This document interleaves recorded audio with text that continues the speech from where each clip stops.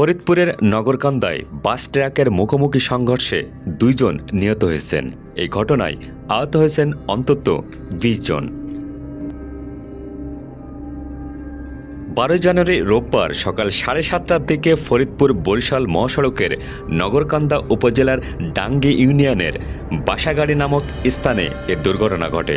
নিহতদের একজন ফরিদপুর সদর উপজেলার বদরপুরের আলেক মাতব্বরের ছেলে সাজ্জাদ, অন্যজনের নাম পরিচয় এখনো জানা যায়নি। বাসের মধ্যে কোনো লোক আটকে আছে কিনা এবং বাসের নিচে কি একটা আপডেট আছে কিনা, আটকে আছে তাদেরকে সার্চ করার দায়িত্ব সেটাই আমরা করেছি। কাদের মধ্যে যে আমরা বাসের মধ্যে দিয়েছি এবং বাসের গ্লাস দিয়ে আমরা বাসের যে পড়ে যাওয়া গ্লাসের নিচেই ফাঁকা দিয়ে আমরা সবগুলো সার্চ করে দেখছি, কারণ এই মুহূর্তে বাসটা ওঠানোর মতো অবস্থা আমাদের।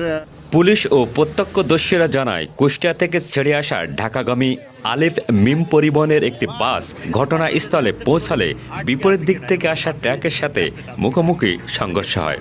তখন বাসটি রাস্তার খাদে ছিটকে পড়ে। এতে ঘটনাস্থলে 2 জনের মৃত্যু হয়। দুর্ঘটনায় আহতদের উদ্ধার করে ফরিদপুর মেডিকেল হাসপাতালে চিকিৎসা দেওয়া হচ্ছে। মনে করো আমরা শ্যামনগর থেকে ঢাকায় যাচ্ছিলাম, কিন্তু মনে করো আমাদের গাড়ি ঠিক জায়গা মতন যাচ্ছিল, কিন্তু ওই পরিবহন ঘুরতে ঘুরতে এসে ওই রং সাইড দিয়ে আমাদের ওই বাসের গায়ে মেরেছে। এবার দিলে মনে করো সিট ভাঙিয়ে আমরা ওর ভিতরে মনে করো পুড়ে গিয়েছি, গিয়ে নাকে ব্যথা লাগছে, পায়ে আঘাত লাগছে। ঘন কুয়াশা ও সড়কের পরিস্থিতি খারাপ থাকার কারণে এ ধরনের সড়ক দুর্ঘটনা ঘটতে পারে বলে ধারণা ফায়ার সার্ভিসের।